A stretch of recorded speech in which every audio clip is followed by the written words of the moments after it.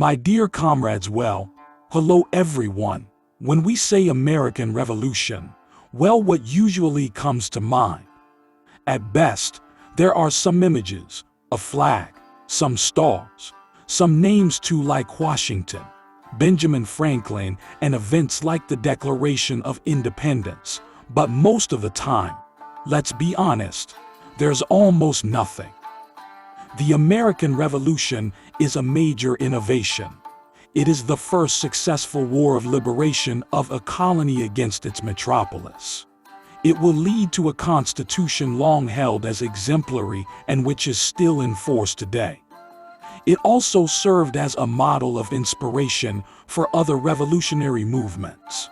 A revolution that the American colonists made to claim their right to happiness. And it is therefore this quest for happiness that we are going to explore together today. The British colonies in America date back to the 16th century. Located on the eastern side of North America, it stretches from the Great Lakes in the north to the top of Florida in the south. The English established 13 colonies on its lands, which specializes according to natural resources. The northern colonies, such as New Hampshire, Maine, Rhode Island, Connecticut, or Massachusetts, live on small or medium farms and the exploitation of natural resources such as wood, hunting, pots, but also fishing, and the first factories in the South in Georgia, South and North Carolina. And in Virginia, the large subtropical spaces allow the establishment of large firms of cotton, tobacco. But this type of agriculture requires a large workforce and a very fast work. The planters will bring slaves from Africa. The central colonies like New York, Delaware, New Jersey, or Pennsylvania combine the two types of economies. Most of the colonists who arrive in America are English and leave their metropolis for religious reasons, political or judicial. For many, these new spaces are perceived as a promised land, and they see their presence there as being the will of God, except that the voices of the Lord are impenetrable. And the establishment of the settlers is not easy because their presence quickly runs up against various obstacles that will slow down their progress. So first, the Native Americans, rather shallow landforms, put a mental barrier to westward expansion. Then, the native peoples, that is to say the Amerindian tribes, worried, and rightly so, about the development of the American colonies, and finally the colonial interests of other powers. Spain in the south, and especially France from its colony of New France, although much less populated, which however operates a real encirclement of the 13 colonies by the valley of the Mississippi and its tributaries quickly. The skirmishes multiply with the French in this area of lawlessness that is the colonial land. When you're hitting each other with tomahawks, the European battles were soon extended to North America, and the Peace of Utrecht in 1713 deprived France of a part of Acadia and the Bay of Sound. From 1755, the Ohio Valley became an area of real combat between the French and American settlers, who then asked for help from their metropolis. It was the famous 7 Years' War, the First World Conflict, a conflict that opened a new front on the American continent, where English troops were dispatched. The war turned to the disadvantage of the French, but after two initial successes, they lost the Battle of the Plains of Abraham in 1759 with the Treaty of Paris in 1763, which officially ended the 7 Years' War between France and Britain. All of New France, with the exception of Louisiana ceded to Spain, officially became a British possession of its immense empire in North America. France retained only the tiny islands of St. Pierre and Miquelon, south of Newfoundland. The brilliant Duke of Choiseul, minister of Louis XV, who had negotiated the treaty, would then have declared forfeit, "We are leaving, but it will soon be England's turn." The birth of the United States dates back to that year, and yes, because Great Britain won everything and seems to be dominant, but in reality, it finds itself at the head of a huge empire in the face of American colonists who are increasingly concerned about their autonomy from a metropolis that is far away across the ocean. In 1763, a royal proclamation decided to reserve the Indian Territory west of the Appalachians to the natives, and it even forbids the settlers to settle there. Those who had already crossed this line had to go back east. For the British, the objective was twofold. On the one hand, to reserve these fur-rich territories for British traders only, and, on the other hand, to contain the expansion of the American colonies, whose demographic weight was beginning to frighten people. 2.5 million inhabitants in America was still half the population of England. The second disappointment of the colonists was the law on the cantonment of March 24, 1765, which ordered the colonial authorities to provide housing for the soldiers of the British Crown. However, the maintenance of the English army in peacetime in the American colonies, nearly 10,000 men, this provoked numerous disputes, especially since the law on cantonment allowed for the requisition of houses to house soldiers who did not always behave very well. To sum up, it was a bit of a free Arabin, so it wasn't going to go down well. What made the Americans turn towards revolution was above all the decisions that came from London. The main problem was financial. The war against the New France was very costly. The interest on the debt alone cost the British Treasury more than £400,000 per year. In the minds of the English, and in particular King George II, the colonists had to pay because Britain had intervened militarily at their request, and to protect them from attacks by the French and their Indian allies. And so this was done through a series of taxes that began with the Stamp Act. These taxes pose a legal problem in the eyes of some American colonists, because no tax has ever been levied without their consent. However, it was decided by the English Parliament, where the colonists had no political representation, and yet only the colonial assemblies had the right to vote on new taxes. This recrimination quickly took the form of a slogan: "No taxation without representation," and to avoid paying taxes, the most motivated launched a boycott of products in English.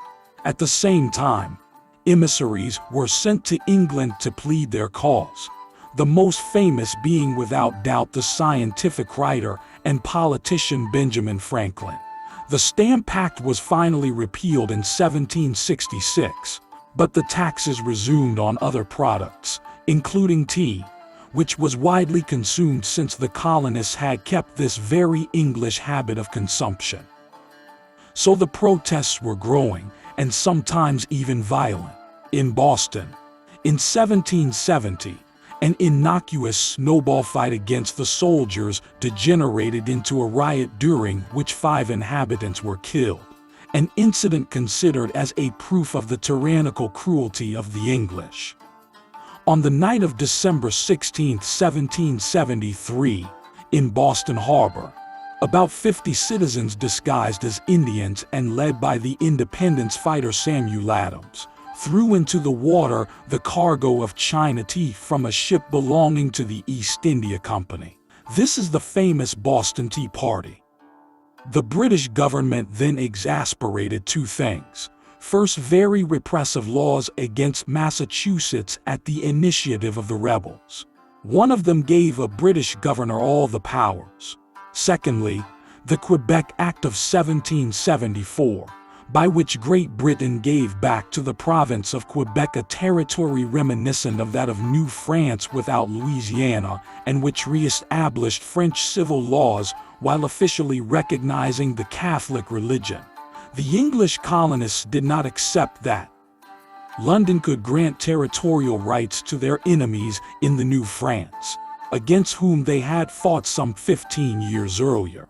On the proposal of Virginia, September 5, 1774, the 56 delegates of the colonies, with the exception of Georgia, meet in Congress in Philadelphia under the name of the First Continental Congress. In a revolutionary ardor, they decide the formation of armed militias, and they debate especially on the attitude to have against England. Moderates and radicals will oppose on one issue in particular, which is, should we go to the conflict or not? In fact, they do not even have time to answer the question because the King George III said the die is cast. The colonies must submit or triumph, so it's clear. There's no need to answer it. It's pretty clear. British troops begin to fortify Boston and seize the ammunition stored in the Massachusetts colony. Thousands of American militiamen stand ready to resist on the night of April 18 to 19, 1775 at Lexington. Hostilities began with an exchange of fire and a bayonet charge by the militia, resulting in 8 dead and 10 wounded.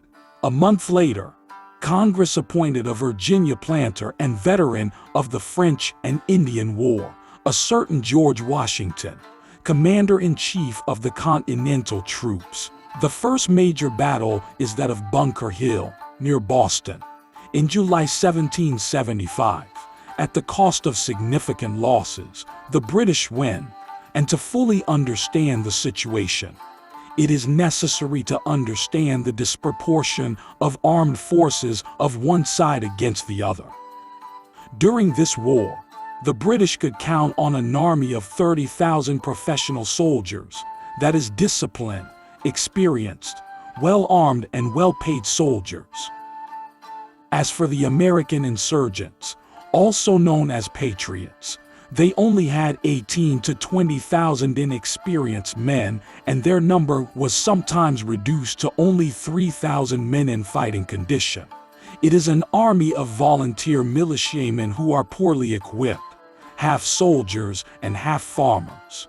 And on top of that, the colonists of New England, well, they are far from being all united in the cause, and they are divided among themselves, between those who advocate independence and those who want to remain British, who will be called loyalists or royalists. The first battles took place in the Northeast, in eastern New England, near New York. It was a series of defeats for the Continental Army, with one town after another being taken by the British. The insurgents quickly realized their lack of effectiveness in European-style pitched battles. Faced with an army as experienced as that of the British, they decided to change their strategy and practice what was then called the small war, that is to say, a form of guerrilla warfare, ambush attacks, and massive support on intelligence, with an extensive network of spies. On July 4, 1776, the U.S. Congress took another step forward with the Declaration of Independence of the 13 colonies, and the break was final. Thomas Jefferson, who had the most beautiful handwriting, wrote this text, which is still today one of the best protected historical documents of the United States in a titanium frame and bulletproof glass. Let it be to the American Revolution, created enthusiasm abroad. The Englishman Thomas Paine arrived in America in 1774, published The Common Sense in 1776, and it is a real bestseller for the time, with 120,000 copies in a few months. Young idealists and inquiries of military glory also arrived to help the patriots. The most famous of them is Gilbert du Motier, Marquis Lafayette, whom Washington then appointed general when he was only 19 years old. In the fall of 1777, the American victory at Saratoga was finally a sign that the Patriots could win a battle and thus perhaps the war.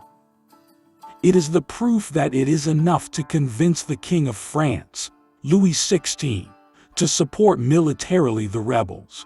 It had been undergoing for months a whole propaganda of partisans of the American Revolution, and they had already begun to help in underhand the patriots since 1776.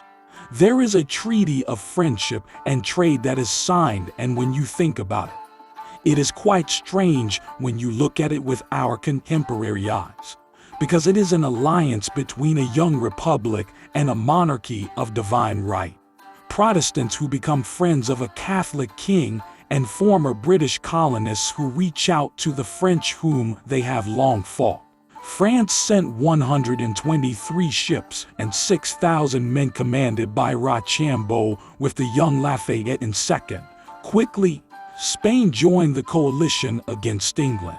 The war moved to the south where the British went from victory to victory, and before going back to the north, they decided to take shelter in Yorktown. The opportunity was too good. The French Navy cannoned the city from the sea, while a continental army with French troops besieged it from the land. The English General Cornwallis was forced to surrender. In early March 1782, the House of Commons authorized the opening of negotiations with the Patriots. The Anglo-American negotiations led to the signing on November 30, 1782 of the preliminaries of the Treaty of Paris, which ended the War of Independence of the United States, and then the Treaty of Versailles between the United Kingdom and the other belligerents. The United States obtained the independence of the 13 colonies under the name of United States of North America. They also obtained the expansion of their territory westward to the Mississippi and the absorption of Indian territories in the Northwest, as well as the establishment of borders with Canada. For its part, Great Britain obtained recognition of the debts contracted before, during, and after the conflict, repayable in pounds sterling, as well as amnesty for the Loyalists and freedom for them to settle in the other British colonies. Many of them will join Canada or the anti-British. France, it recovers Louisiana, that Napoleon Bonaparte will sell 20 years later, and Florida was returned to Spain. A new Constitution of the United States is adopted on September 17, 1787 at the Independence Hall in Philadelphia, 4 years after the actual independence of the country and more than 10 years after the unilateral proclamation of independence. The United States officially becomes a federal republic, and George Washington is elected first president in 1789. This revolution will create a historical precedent because it is the first victory of a colony against its metropolis. A lesson that will be remembered later for all the wars of independence to come. The affirmation of democratic principles, however, quickly finds its limits in the Bill of Rights adopted by Congress in 1789. There are several forgotten of the American Revolution. Indeed, the 10 Amendments neglect 3 populations first: the slaves who are not freed, and slavery is even maintained in several states. Let's remember that several founding fathers of the United States, such as Jefferson or Washington, were slave owners. Then there were the women who were excluded from political life despite their often active participation in the fight for independence. And finally, the Amerindian populations who were not concerned by the newly acquired rights and for whom the extension of the territory of the United States was going to be done against them. The question that we can ask ourselves after all that is to know if the American Revolution had an influence on the European populations. What we can say is that France, for example, the war was very expensive for France, which was largely in debt to finance it. Finally, one of the unexpected consequences of this American Revolution, it's indirectly the French Revolution that will start on the financial problems of the monarchy of France. That's it for today. And finally, thank you for watching this video, and see you next time.